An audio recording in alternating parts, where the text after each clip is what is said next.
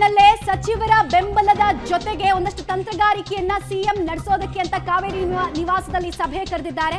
ಸಚಿವರ ಬೆಂಬಲವನ್ನ ಪಡೆದು ಹೈಕಮಾಂಡ್ ಮೇಲೆ ಒತ್ತಡ ತಂತ್ರಕ್ಕೆ ಸಿಎಂ ಮುಂದಾಗ್ತಾ ಇದ್ದಾರೆ. ಹಾಗಾದ್ರೆ ಹೈಕೋರ್ಟ್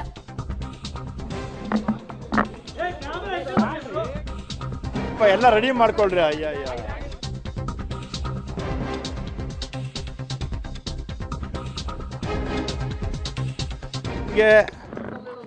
ಸಿಂಗಲ್ ಬೆಂಚಲ್ಲಿ ಪರ್ಮಿಷನ್ ಕೊಟ್ಟಿದ್ದಾರೆ.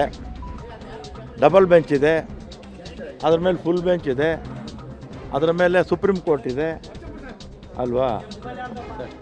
ನ್ಯಾಯಾಂಗದ ಬಗ್ಗೆ ನಮಗೆ ನಂಬಿಕೆ ಇದೆ, ಹೋರಾಟ ಮಾಡ್ತೀವಿ. ರಾಜ್ಯಪಾಲರ ಪ್ರಾಸಿಕ್ಯೂಷನ್ ಬಗ್ಗೆ ಪ್ರಸ್ತಾಪ ಮಾಡಿಲ್ಲ, ತನಿಖೆಗೆ ಅನುಮತಿ ಮಾತ್ರ ಕೊಟ್ಟಿದ್ದಾರೆ.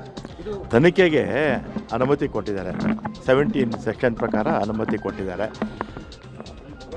ಈಗ ಅದರೇನೂ ಹುರುಳಿಲ್ಲ, ಆದರೂ ಕೂಡ ಸಿಂಗಲ್ ಬೆಂಚಲ್ಲಿ ಕೊಟ್ಟಿದ್ದಾರೆ. ನಾವು ಅದನ್ನು ಪ್ರಶ್ನೆ ಮಾಡೋಕ್ಕಾಗೋದಿಲ್ಲ.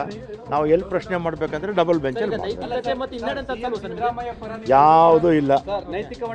ನೈತಿಕ ಹೊಣೆ ಹೊತ್ತು ಮುಖ್ಯಮಂತ್ರಿಗಳು ರಾಜೀನಾಮೆ ಕೊಡೋ ಅವಶ್ಯಕತೆ ಇಲ್ಲ. ಇಲ್ಲ, ಅವರೇ ಇರಬೇಕು. ಎಲ್ಲ ಶಾಸಕರು ಅವ್ರ ಜೊತೆಲಿದ್ದೀವಿ, ಎಲ್ಲ ಸಚಿವರು ಅವ್ರ ಜೊತೆಲಿದ್ದೀವಿ. ನಮ್ಮ ಇಡೀ ಕಾಂಗ್ರೆಸ್, ಕರ್ನಾಟಕ ಕಾಂಗ್ರೆಸ್ ಅವ್ರ ಜೊತೆಲಿ. ಹೈಕಮಾಂಡ್ ಹೇಳಿದಾರಲ್ಲ, ಇದು ಕಾನ್ಸ್ಪಿರಸಿ ರಾಜ್ಯಪಾಲರುಗಳ ಮುಖಾಂತರ ದೇಶದ ಎಲ್ಲ ಭಾಗದಲ್ಲೂ ಕೂಡ ಮಾಡ್ತಾ ಇದ್ದಾರೆ.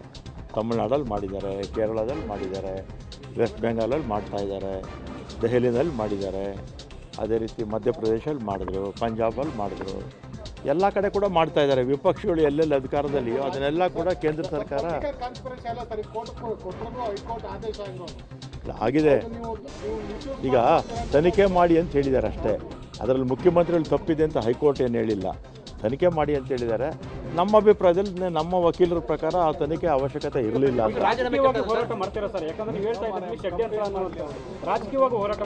ಮಾಡ್ತೀವಿ, ಮಾಡಲೇಬೇಕಲ್ಲ.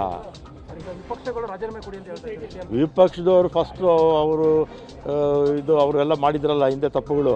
ಈಗ 4 ಜನದ್ದು ಇದೆಯಲ್ಲ ಮುಖ್ಯಮಂತ್ರಿಗಳು, ಯಾರ್ದು ಗವರ್ನರ್ ಅವ್ರ ಹತ್ರ, ಯಾರೋ ಜನಾರ್ದನ್ ರೆಡ್ಡಿ ಅವ್ರದ್ದು, ಜೊಲ್ಲೆ ಅವ್ರದ್ದು, ಮತ್ತು ಕುಮಾರಸ್ವಾಮಿ ಅವ್ರದ್ದು, ಮತ್ತು ಇವರು ನಿರಾಣಿ ಅವ್ರದ್ದು, ಈಗ ಇತ್ತೀಚೆಗೆಲ್ಲ ಬಂತಲ್ಲ ಯಾರ್ದು ಡಿನೋಟಿಫಿಕೇಷನ್ಸ್ದು, ಅದನ್ನೆಲ್ಲ ತನಿಖೆ ಮಾಡಲಿ ಅಂತ ಹೇಳಿ ಅವರು ಕೋರ್ಟಲ್ಲಿದೆ.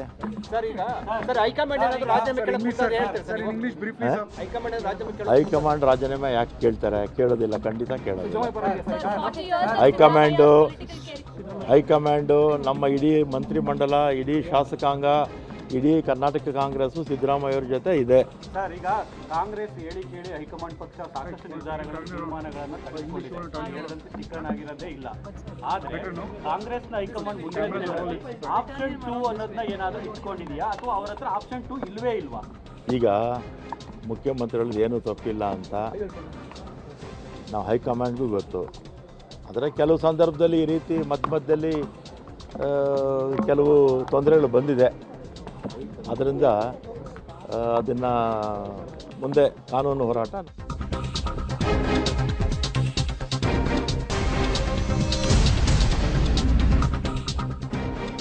ಸಿಎಂ ತಪ್ಪು ಮಾಡಿದ್ದಾರೆ ಅಂತ ಅರ್ಥ ಬರಲ್ಲ. ಕಾನೂನು ಹೋರಾಟಕ್ಕೆ ಇನ್ನೂ ಕೂಡ ಅವಕಾಶಗಳು ಇದ್ದಾವೆ. ಬಿಜೆಪಿ ಆರೋಪದಲ್ಲಿ ಯಾವುದೇ ಹುರುಳು ಕೂಡ ಇಲ್ಲ.